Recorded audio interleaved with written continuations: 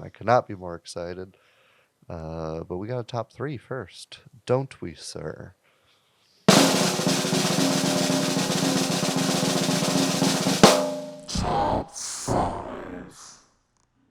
Yes, we do. Yeah. Yes, we do. Um, NATO put this one on us. Top three opening scenes Mm-hmm. in movies. Or I don't know if you guys went to TV or not. Did you? No, I did not. Not No, this I did time. not. Okay, cool. Um, Jared gonna pull out another Pokemon reference. Not this time. I might try to squeeze one in there, but no. We'll see. We'll see. But yeah, this one was actually kind of tough because I was like, I had to realize like, oh wait, is this a scene or is it a sequence? Does it even matter? Is it the first thing I actually see, or is there something else that I forgot? But yeah, like I really like these three. But let's kick it around because I don't want to. I got one that's like kind of famous, so I don't want to steal it from anyone. So we'll kick it around. We'll go to NATO first. Okay. Well, What's your number three, my friend? I went the opposite direction and chose famous scenes. So, if I took yours, I'm sorry, but Go my for it. my number three is Spike Jonze's 2014 movie Her.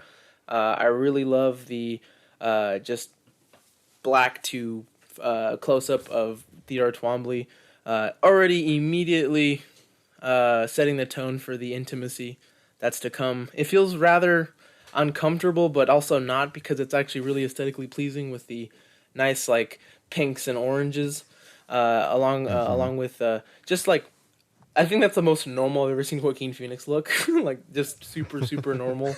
And then he immediately begins to like, I guess monologue. Like in this case, he's like a letter writer, but he's like speaking and he's saying all these like super intimate things. Yeah. And then you have like that really nice, like, kind of like zoom out of like the entire like building and everyone else is doing it, and I just think like the whole technology slash like intimacy thing is set up really well, and it's just really lovely. So yeah, that's my number three. Yeah, dude. I Yeah.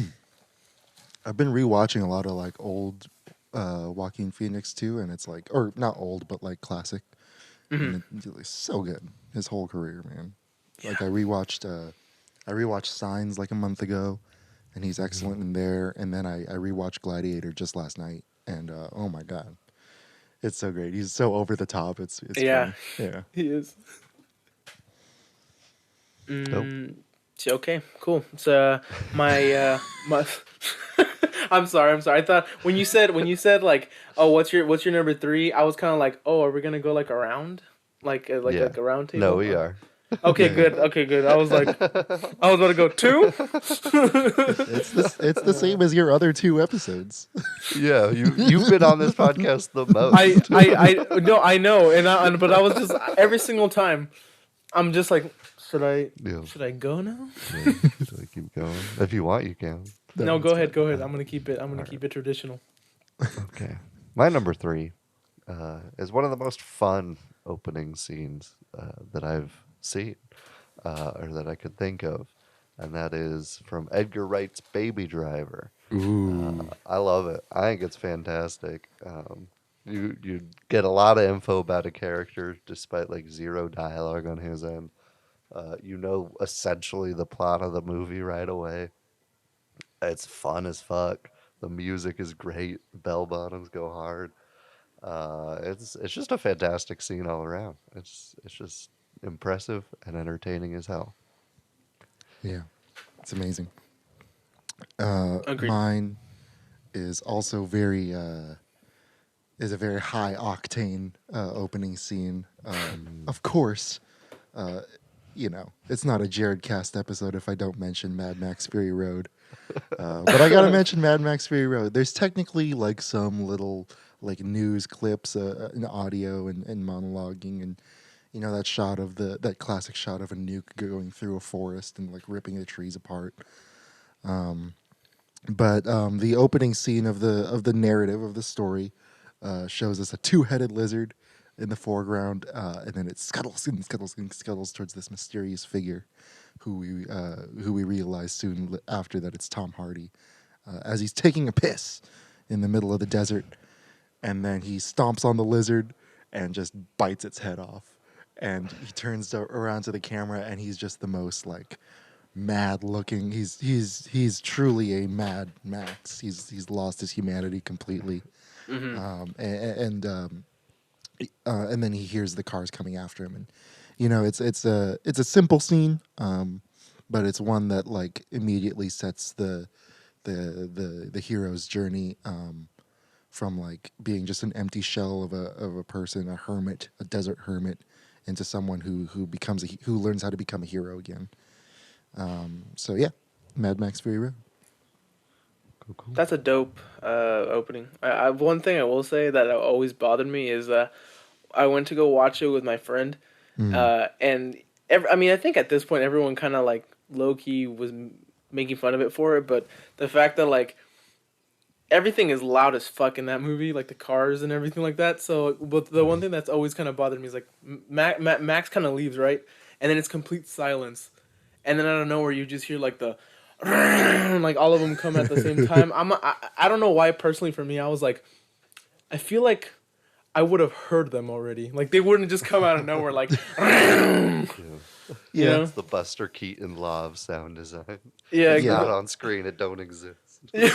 I mean, dude. I mean, it works. I think it works. Just that one time, my friend who usually is not like a movie guy, he was just like, "Man, that's dumb. Why you couldn't hear the cars at all?" And I was like, "Huh."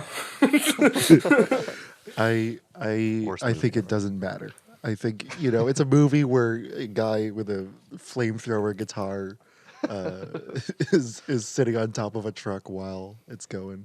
So I don't care about realism. Oh yeah, no. I mean, that's the thing that like would like kind of like frustrated me. I was like, this movie's completely bonkers, and that's what you notice. Yeah, dude. Oh man. But anywho, That's your number yeah, two? my number two is another classic one. It's a movie that I love. I'm pretty sure a bunch of people love a lot, and for me it's close to perfect. And it's the Godfather's opening scene. I just think that whole interaction with Bonacera and the titular Godfather just kind of is incredibly elegant, but I love how dimly like lit it is. So it already kind of creates this very ominous, uncertain like aura, and then you kind of like it unveils more, and you find out they're at a wedding, and you're like, this is so strange. It's like obviously like this is a famous scene, so everyone's seen it hopefully by now, but at like first glance you're kind of like, oh, this is something shady's going on, but at the same time you're at this like family gathering, and it's so intensely personal and wonderful, and then you get the whole Bonacera asking him to kill somebody for hurting their daughter and so forth, and it's just such a cool introduction to a bunch of cool characters too, and I think it's just one of those classic ones that are just so well written and so well shot that you can't forget it. So yeah. Hell yeah. For my number two, we're taking it back to '92 with a directorial debut. And that's Quentin Tarantino's directorial debut with Reservoir Dogs. Hell yeah. Not everything I love about a Tarantino film is in this opening scene, but a lot of it, mostly dialogue. I love it. You get what you need to know about every character to make an assessment on who you think is the rat. Kind of give it away a little too hard, but that's okay. But yeah, it's just a great opening scene with a lot of character introductions that really carries the rest of the film on its back in a way, because it's the only time you really get to see who these people are before they start turning on each other, and it's great, and I love it. I think it's an underrated Tarantino film. I've always been shouting from the rooftops how good Reservoir Dogs is. Oh, I love Reservoir Dogs. I think it's all downhill from Reservoir Dogs. No, I'm just kidding. I'm just kidding. Dude, I'm just kidding. Before you said I'm kidding, I kind of was just like, what? What? No. I thought we had controversial takes in the last. I know. Yeah, no, it's really the indie filmmaker's Bible. Like it's so good. And it's such a unique point in history because it's one of those movies that kind of kicked off the boldness and the sharpness of 90s cinema that I missed from Yeah. the 70s, you know. Because you had the 70s where everything was super radical and crazy and like people were really going out there, and then the 80s, at least in America, it was super like not tame, Gritty and like but like the heroes were obvious. Like yeah. Hmm. everybody needed to be likable, Hmm. except for a movie. Well, there's a few exceptions, but one of the biggest ones is a little film I like to call, or I like to watch. It's called Blue Velvet. Oh, nice. Yeah. I love this Wouldn't be a opening Jared scene. Cast episode if he didn't bring up David Lynch. David Lynch and Mad Max Fury Road. That's everything you need to know about my We've hit it. personality. We could close. Yeah. Yeah, my number 2 is the opening sequence in Blue Velvet. She wore blue velvet. Like these really lovely, shimmering portraits of Americana, and you can tell automatically that something's wrong. Because you start to hear a rumble, and the music fades out, and the camera just slowly lowers down into the grass where you see bugs crawling around, and it kind of establishes that whole theme of things hidden underneath underneath the surface, things secrets that we keep from each other and from even ourselves, and hidden desires, hidden darkness, and it immediately sets the tone for a crazy movie. So yeah, number 2, Blue Velvet. That movie's amazing. It's a good movie. Okay, I guess it's my turn to unveil my my number one, the one that I don't think is gonna be surprising to anyone, but I have the opening scene, or I guess sequence you can call it too, of the Lord of the Rings, Fellowship of the Ring. Oh, okay. I think that one. I know everyone gasps in sarcastic surprise. The Lord of the Rings fan who always has to mention that they're a Lord of the Rings fan, his favorite opening scene is a Lord of the Rings movie? What? But yeah, I just really love how Peter Jackson managed to really kind of sum up a shitload of lore in like a nice little quick like 2 to 3 minute like they forged rings, and like it's so cool. I love how would you like what is that like when you make it like super dreamy like everything's kind of glowing. I don't really I don't know what kind of filter they put in. Yeah, it's something like that too. But like it's incredible. It feels very like dreamy and kind of scary at the same time. Like the making of these rings, you can like really palpably feel how important everything is, and then not to mention just the wonderful Kate Blanchett's like super ominous like voiceover that just narrates it all. She's just like telling you like, yeah, this ruined everything because men's hearts are easily corruptible and this and that, and you kind of have that like emotion going, and then you like she tells you about the story, like the whole like how the ring came to be in the present, obviously in the present time for that movie. And then the freaking amazing Howard Shore score comes in. The da na na na na na na. Like you just it's so perfect. It's so amazing. Gets me pumped every time. But that's my favorite opening scene for movies of all time. Hell yeah. Hell yeah. It's also very topical because the Beatles wanted to make a Lord of the Rings movie. They should have. Oh man, I forgot about Kubrick that. to direct it.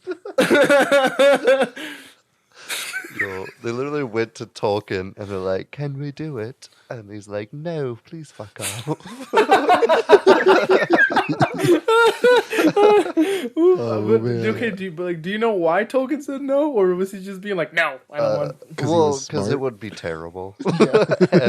and he also like had a weird vendetta against bands because he like grew up near a band and they were way too loud, and so he just hated bands. What? So that didn't help. My favorite part of that though is that John Lennon was going to be Gollum.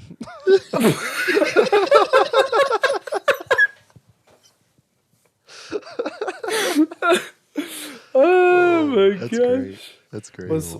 Who was everyone gonna be? Was fucking Paul gonna be Frodo Yeah, and Paul was Frodo, George was Samwise, John was Gollum, and Ringo was Gimli? no, I think it might have been Please say Aragorn? Gandalf. I Oh, don't okay. remember. I don't remember who Ringo is supposed to be. But That's Interesting. amazing. no matter who it is, it's hilarious. Yeah. That is. I'm like already running through a fantasy cast in my head of like musical Dude, artists from the same. 60s. Like, They were gonna have like all original music about Lord of the Rings. yeah, dude. Hey, do you know how to get to Mount Doom? Ringo does have an obsession with rings, so I guess it would have been canonical. Anyways, I got a number one. It's a movie that we've talked about, but I think only Jared's talked about it. I don't think I've talked about it yet. Maybe I'm wrong. It's Drive. It's Drive. My favorite car chase scene in any movie. One of my favorite openings of any movie. I love it. I don't think a movie has started out and like got my attention so quickly as Drive did. Yeah. Immediately, I wanted to watch the movie like 4 times just by the opening scene alone. I love it so much. We've kind of raved about it in the past. So I'll keep it brief, but Drive, number one. Nice. Hell yeah. Hell yeah. My number one is also a single syllable title. That's the only thing it has in common with Jared's number two.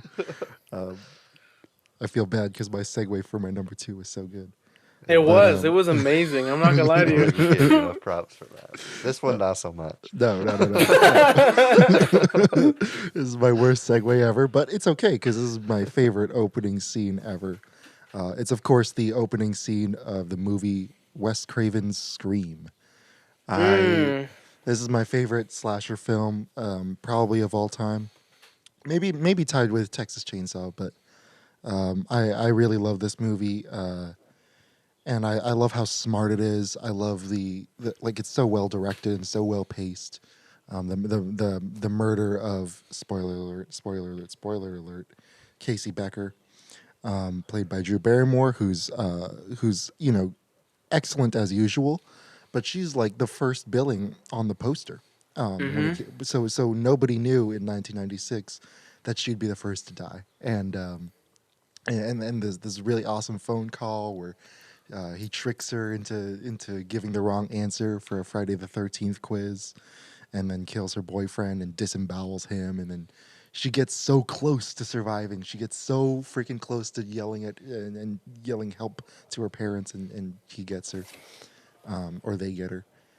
And yeah, it's super tense. The timing of it with the Jiffy Pop, and the way the pop, like she puts it on in the very beginning of the scene or in the conversation, and like by the end of the scene, like the whole kitchen's on fire, or the like that part of the kitchen's on fire, and it's so brilliant, in every sense of the word, brilliant. Dude, that movie's so fun.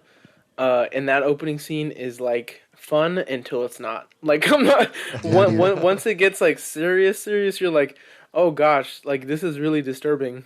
Yeah. And yeah, no, that's definitely my favorite slasher of all time. So Kevin Williamson, man, shout out to you if you're listening. Hopefully one day. That opening scene was awesome.